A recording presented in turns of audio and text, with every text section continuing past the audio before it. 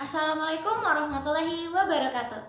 Halo anak-anak, apa kabar? Semoga selalu dalam keadaan yang sehat ya. Kembali lagi bersama dengan Ibu Sita Apriliati. Di video pembelajaran kali ini di mata pelajaran kelas 10 Sejarah Indonesia, Ibu akan mengajak kalian untuk mempelajari tentang konsep berpikir diakronis dan sinkronis dalam sejarah.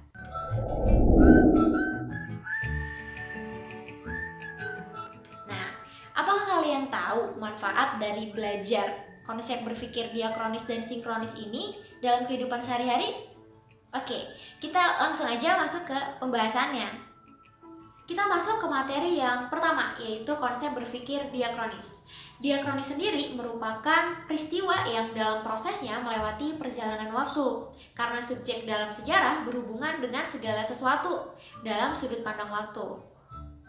Dalam konsep berpikir diakronis ini bahwa peristiwa sejarah itu berhubungan atau dibarengi dengan peristiwa sebelumnya atau bersifat kausalitas atau sebab akibat. Jadi mementingkan kepada prosesnya seperti kronologi kejadiannya itu seperti apa. Seperti itu.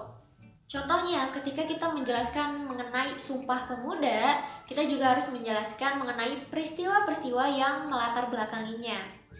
Sekarang kita masuk ke materi yang kedua, yaitu konsep berpikir sinkronis. Nah, konsep berpikir sinkronis ini lebih menekankan kepada memahami sebuah peristiwa dari sudut pandang tertentu.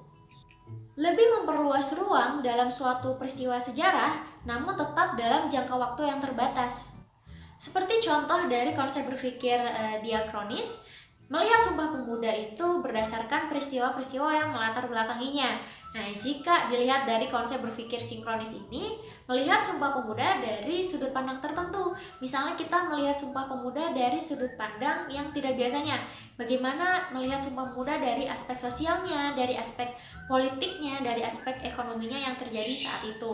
Materi yang telah kita pelajari tadi mengenai konsep berpikir diakronis dan sinkronis dalam sejarah. Kira-kira apakah kalian sudah menemukan apa manfaat dari konsep belajar tersebut untuk kehidupan sehari-hari kita? Nah, itu merupakan tugas untuk kalian di minggu depan.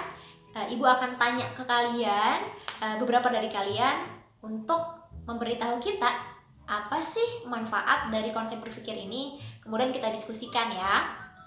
Nah, sekian dulu video Ibu di video pembelajaran kali ini. Semoga kalian bisa mempelajarinya lebih lanjut secara mandiri ya.